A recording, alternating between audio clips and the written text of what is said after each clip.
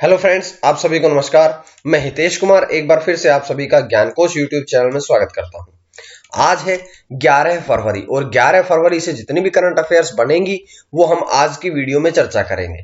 इस वीडियो का अगर आपको पीडीएफ चाहिए तो ज्ञानकोश टेलीग्राम चैनल से ले लीजिएगा या ज्ञानकोश फेसबुक पेज से आप डाउनलोड कर सकते हैं। तो चलिए, ये थी जानकारी यहां से। अब हम बढ़ते हैं एक एक करके प्रश्न उत्तर की तरफ। तो सबसे पहला प्रश्न आपकी स्क्रीन पे आता है कि मुख्यमंत्री विज्ञान प्रतिभा परीक्षा योजना को मंजूरी दी गई है। कौन से राज्य द्वारा अब मुख्यमंत्री विज्ञान प्रतिभा परीक्षा योजना को मंजूरी दी गई है? तो इसका आंसर होगा ऑप्शन ए, यानी कि दिल्ली कैबिनेट के द्वारा। दिल्ली कैबिनेट ने अब मुख्यमंत्री विज्ञान प्रतिभा परीक्षा योजना को मंजूरी दी है। अब क्या है इसके बारे में पूरी जानकारियां पढ़ते हैं। जैसे कि दिल्ली कैबिनेट के द्वारा इसे मंजूरी दी गई है। इसके तहत जो कक्षा 9 के 1000 मेधावी छात्र हैं, उन सभी 1000 मेधावी छात्रों को 5000 रुपए की छात्रवृत्ति प्रदान की जाएगी। जो छात्र 8वीं कक्षा में 60% से अधिक अंक प्राप्त करता है, उन्हें इस छात्रवृत्ति को भरने के लिए वे इसके लिए एलिजिबल होंगे और कक्षा 9 के 1000 मेधावी छात्रों को 5000 रुपए इसके तहत प्रदान किए जाएंगे। अब देखिएगा इसका उद्देश्य क्या है। तो इसका उद्देश्य क्या है कि माध्यमिक कक्षाओं में विज्ञान शिक्षा को बढ़ावा देना। माध्यमिक कक्षाओं में विज्ञान शिक्षा को बढ़ावा देना ही इसका मुख्य उद्देश्य है। तो देखिएगा, ये दिल्ली कैबिनेट द्वारा मंजूरी दी गई है। तो दिल्ली के बारे में हम कुछ बातें पढ़ते हैं। जैसे सबसे पहले हम बात करते हैं दिल्ली के मुख्यमंत्री कौन है? अरविंद केजरीवाल। अरविंद केजरीवाल जो हैं वे वर्तमान में दिल्ली के मुख्यमंत्री हैं। उसके बाद हम बात करते हैं कि दिल्ली से एक प्रश्न बहुत इंपॉर्टेंट होता है कि दिल्ली के उपराज्यपाल कौन है? दिल्ली के उपराज्यपाल कौन है? अनिल बैजल। और अगर हम बात करें दिल्ली की राजभाषा कौन सी है, तो दिल्ली की राजभाषा है हिंदी। इसके अतिरिक्त उर्दू और पंजाबी भाषा को भी दिल्ली में मान्यता प्रदान की गई है। उसके बाद बढ़ते हैं अगले प्रश्न की ओर। तो अगला प्रश्न 2 नंबर प्रश्न आपकी स्क्रीन पे आता है कि किस राज्य में भारत का पहला थंडरस्टॉर्म रिसर्च टेस्ट बेड स्थापित होगा? कौन सा ऐसा राज्य है जिसमें देश का पहला थंडरस्टॉर्म रिसर्च टेस्ट बेड स्थापित किया जाएगा? तो अब ऐसा कौन सा राज्य है? ऐसा राज्य है ओडिशा, यानी कि ऑप्शन डी जो है, ऑप्शन 4 जो है वो आपका सही होगा। और अब ओडिशा में यह स्थापित किया गया, तो ओडिशा के इसके बारे में इस प्रश्न से पहले थोड़ी जानकारियां प्राप्त करते हैं। जैसे कि बात करते हैं ओडिशा में कहां पर इसका स्थापना करी जाएगी। तो ओडिशा के बालासोर जिले में इसकी स्थापना करी जाएगी। किसके द्वारा करी जाएगी? तो आईएमडी अर्थात भारत के मौसम विभाग के द्वारा इसकी स्थापना करी जाएगी।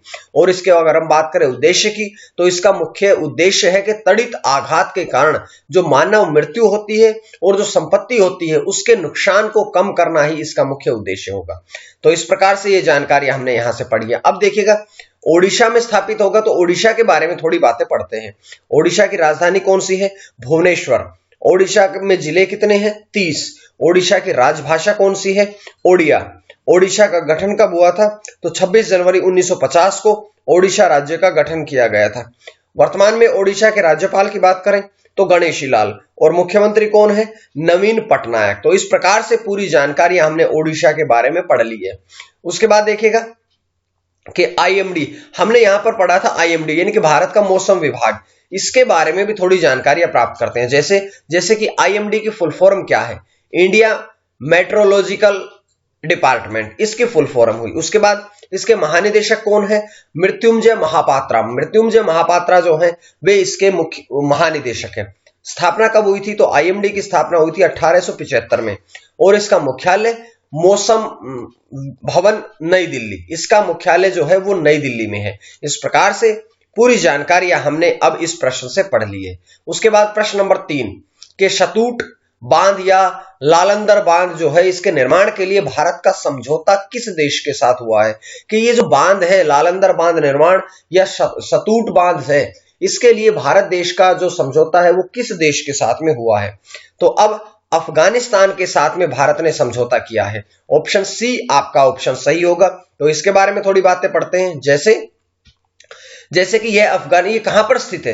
तो ये अफगानिस्तान में काबुल नदी की सहायक नदी पर बनेगा। ये बांध जो है अफगानिस्तान देश में काबुल नदी की सहायक नदी पर बनेगा और इसकी जो अनुमानित लागत है वो लगभग $300 मिलियन की लागत से ये बनाया जाएगा।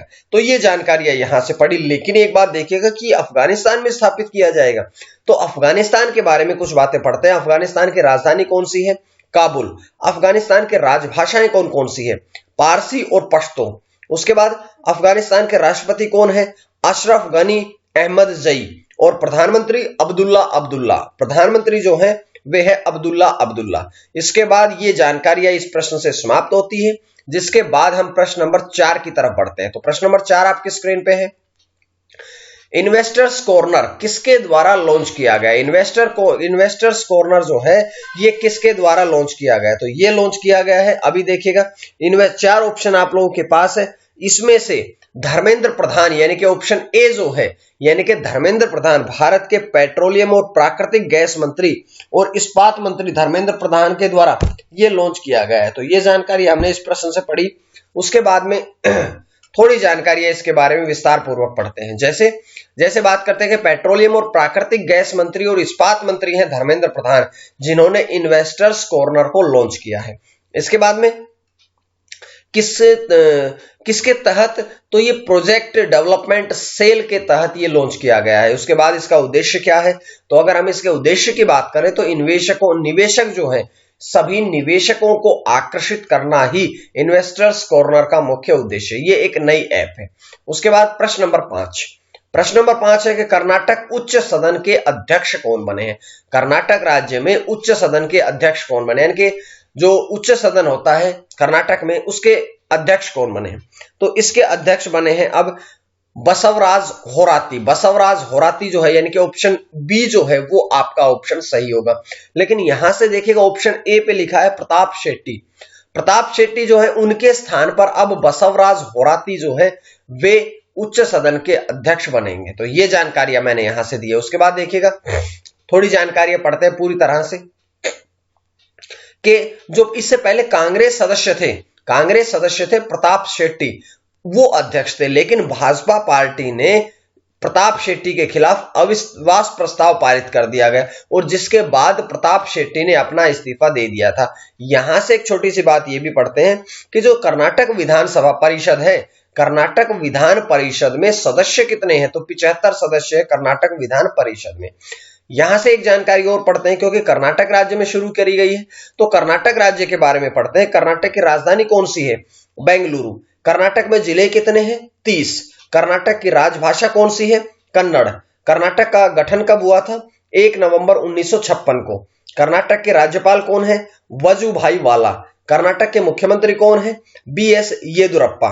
और कर्नाटक की विधान परिषद में कितनी सीटें हैं? 75। अभी मैंने बताया, अभी लिखा हुआ भी आपके सामने। और विधानसभा की कितने सीटें हैं? 225। राज्यसभा की सीटें कितनी हैं? 12 है। लोकसभा की सीटें कितनी हैं? 28। तो देखिएगा पूरी जानकारियां जो है वो आपके सामने कर्नाटक से मैंने आपके सामने रखी है। उम्मीद है आपको ये जानकारियां पसंद आ रही होगी। उसके बाद आज का प्रश्न, जैसा कि हम हर दिन आपसे प्रश्न पूछते हैं, आज का प्रश्न है कि अक्टूबर से दिसंबर 2020 में सबसे तेज 4G डाउनलोड और अपलोड गति कौन से ऐसी कंपनी है जिसकी मापी गई है? 4 ऑप्शन आप लोगों के पास है, उनमें से सटीक ऑप्शन को आप लोग जवाब देंगे और मुझे जवाब देंगे। उसके पश्चात कल का प्रश्न की तरफ चलते हैं। तो कल का प्रश्न है कि 6 मिलियन टीकाकरण तक पहुंचने वाला देश का सबसे तेज देश कौन सा बना है? तो ये मैंने कल पूछा था, आप सभी का बिल्कुल सही जवाब आया कि भारत देश। ये जानकारियां मैंने आपको यहां से दी है। उसके बाद प्रश्न नंबर 6 की तरफ। प्रश्न नंबर 6 है कि GIFT गिफ्ट नामक पॉलिसी किसके द्वारा लॉन्च की गई है? गिफ्ट नामक पॉलिसी जो है ये किसके द्वारा लॉन्च करी गई है? तो ये पॉलिसी लॉन्च करी गई है ICICI प्रूडेंशियल लाइफ इंश्योरेंस, यानी कि ऑप्शन डी जो है वो आपका यहां से सही होगा। और अगर ऑप्शन डी सही है तो इस प्रश्न से थोड़ी और जानकारियां पढ़ते हैं। जैसे कि हम बात करते हैं कि इसका उद्देश्य क्या है। इसका उद्देश्य है कि दीर्घकालिक वित्तीय लक्ष्यों को प्राप्त करना, दीर्घकालिक वित्तीय लक्ष्यों को प्राप्त करना है इसका उद्देश्य है। और गिफ्ट की फुल फॉर्म क्या है? Guaranteed income for tomorrow. Guaranteed income for tomorrow जो है वो इसकी फुल फॉर्म है। उसके बाद बढ़ते हैं हम आगे चल के अगले प्रश्न की तरफ। प्रश्न नंबर, इससे अगले प्रश्न पे पढ़ने से पहले, क्योंकि देखिएगा ICICI प्रूडेंशियल लाइफ इंश्योरेंस द्वारा शुरू करी गई है, तो इसके बारे में थोड़ी जानकारियां पढ़ते हैं। जैसे कि इसकी स्थापना कब हुई थी? सन 2000 में। मुख्यालय कहां पे है? मुंबई महाराष्ट्र में। और प्रबंध निदेशक कौन है? नारायणन श्रीनिवास। नारायणन श्रीनिवास जो है वे आईसीआईसीआई प्रूडेंशियल लाइफ इंश्योरेंस के प्रबंध निदेशक यानी कि मैनेजिंग डायरेक्टर है। तो इस प्रकार से पूरी जानकारी आप लोगों को इस प्रश्न से मिलती है। उसके बाद 7वां प्रश्न आपकी स्क्रीन पे आता है कि टाटा स्टारबक्स के मुख्य कार्यकारी अधिकारी कौन बने? टाटा स्टारबक्स के मुख्य कार्यकारी अधिकारी कौन बने हैं? अभी देखिएगा ऑप्शन ए में लिखा है सुशांत डैश। वे अब टाटा स्टारबक्स के मुख्य कार्यकारी अधिकारी यानी कि सीईओ बने हैं। और उन्होंने ऑप्शन बी पर जो लिखा है नवीन गुरनी का स्थान लिया है। तो इस प्रकार से इस प्रश्न का आंसर हमने पढ़ लिया है, जिसके बाद अब हम बढ़ते हैं इस प्रश्न की और जानकारियों की तरफ। जैसे बता दिया कि सुशांत डैश इसके सीईओ बने हैं, किनका स्थान लिया है? नवीन गुरनी का स्थान लिया है। और स्टारबक्स में 2012 से भारत में परिचालन शुरू किया था। स्टारबक्स जो है इसने वर्ष 2012 से 19 अक्टूबर 2012 से भारत में परिचालन शुरू किया था। और जो टाटा स्टारबक्स है इसके बारे में बताएं कि इसका मुख्यालय कहां पे है? तो इसका मुख्यालय जो है वो है मुंबई महाराष्ट्र में। और वर्तमान में इसने शुरू कब किया था काम? तो 19 अक्टूबर 2012 में टाटा स्टारबक्स ने अपना कार्य करना शुरू किया था। तो इस प्रकार से पूरी जानकारियां इस प्रश्न से आप लोगों के सामने आई है। उसके बाद हम बढ़ते हैं अगले प्रश्न की तरफ। तो अगला प्रश्न क्या है? अगला प्रश्न आपकी स्क्रीन पे आता है कि इंडिगो का मुख्य वित्तीय अधिकारी किसे बनाया गया है? ऑप्शन 4 है आपके पास। प्रश्न नंबर 8 का जो आंसर है वो है जितेन चोपड़ा। जितेन चोपड़ा मतलब ऑप्शन सी जो है वो आपका सही रहेगा। जितेन चोपड़ा का बनाया गया है। लेकिन ऑप्शन डी पे लिखा है आदित्य पांडे। आदित्य पांडे यानी कि उन्होंने स्थान किनका लिया है? तो आदित्य पांडे का उन्होंने स्थान लिया है। उसके बाद थोड़ी जानकारियां और पढ़ते हैं। जैसे ये दोनों जानकारियां पढ़ ली हमने कि किसका नियुक्ति करी गई है, किसके स्थान पर करी गई है। लेकिन इंडिगो के बारे में थोड़ी बातें पढ़ते हैं। जैसे कि इंडिगो की स्थापना कब हुई थी? 2005 में। मुख्यालय कहां पे है? गुरुग्राम हरियाणा में। वर्तमान में इसके चेयरमैन कौन है? एम दामोदरन जो है वे इंडिगो के मुख्य चेयरमैन हैं, अध्यक्ष हैं। इस प्रकार से पूरी जानकारी इससे समाप्त होती है। और प्रश्न नंबर 9 आपकी स्क्रीन पे आता है कि काजीरंगा राष्ट्रीय उद्यान में पक्षियों की संख्या कितनी दर्ज करी गई है? काजीरंगा राष्ट्रीय उद्यान जो है इसमें पक्षियों की संख्या कितनी दर्ज करी गई है? तो ऑप्शन नंबर ए यानी कि 93,491। इसकी संख्या गिनने के लिए 35 टीमों ने मिलकर के काम किया था, जिसमें कि 93,491 कुल पक्षियों की संख्या दर्ज करी गई थी। बात करते हैं कि कुल प्रजाति कितनी रही। तो काजीरंगा नेशनल पार्क में, राष्ट्रीय पार्क में कुल प्रजातियों की संख्या, पक्षियों की प्रजातियों की संख्या जो है वो रही है 112। और इस जनगणना में 59,000 से अधिक पक्षियों की वृद्धि जो है वो भी दर्ज करी गई है। यानी कि 2020 की संख्या की बात करें तो 34,284 थी, जो कि लगभग 60,000 बढ़ते हुए अब 93,491 हो गई। यानी कि 59,000 लगभग इसमें वृद्धि हुई है। उसके बाद बढ़ते हैं काजीरंगा राष्ट्रीय उद्यान भाई किसके लिए फेमस है? बहुत बार आपके एग्जाम्स में प्रश्न आता है कि काजीरंगा राष्ट्रीय उद्यान जो है वो किसके लिए फेमस है? तो ये भारत के असम राज्य में स्थित है, जो कि एक सींग के गैंडे के लिए प्रसिद्ध है पूरे भारत में। उसके बाद इसकी स्थापना कब हुई थी? तो 1908 में काजीरंगा नेशनल पार्क की स्थापना करी गई थी। तो ये जानकारी हमने यहां से पढ़ ली है। उसके बाद अगला प्रश्न नंबर 10 आपकी स्क्रीन पे आता है कि जम्मू में पहली बार महिला जन सुनवाई कार्यक्रम शुरू किया गया। अब इसकी अध्यक्षता किसने करी है? तो इसकी अध्यक्षता जो है वो रेखा शर्मा। ऑप्शन ए जो है वो आपका बिल्कुल सटीक रहेगा।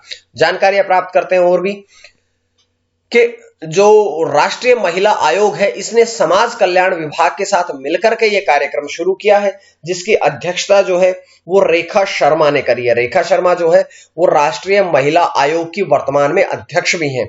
और इस दौरान जो समाज के सभी वर्गों की महिलाएं हैं उनकी शिकायतें दूर करी गई है, यही इसका मुख्य उद्देश्य था। तो ये जानकारी हमने यहां से पढ़ी है। अब देखिएगा, अगर आपको और भी कोई वीडियो देखनी है तो मैं डिस्क्रिप्शन में डाल देता हूं, या आप प्लेलिस्ट में जाकर के ढूंढ सकते हैं। आज के लिए इतना ही। उम्मीद है आपको करंट अफेयर्स की जो सीरीज है ये पसंद आ रही है। और अगर आपको पसंद आ रही है तो आप ज्ञानकोश यूट्यूब चैनल को सब्सक्राइब कर लीजिएगा, ज्ञानकोश फेसबुक पेज से जुड़े और ज्ञानकोश टेलीग्राम चैनल से भी जुड़े, ताकि आपको डेली इसी प्रकार से पूरी जानकारियां मिलती रहे। आज के लिए इतना ही। मां सरस्वती की कृपा आप सभी पर बनी रहे। आप सभी का बहुत बहुत धन्यवाद।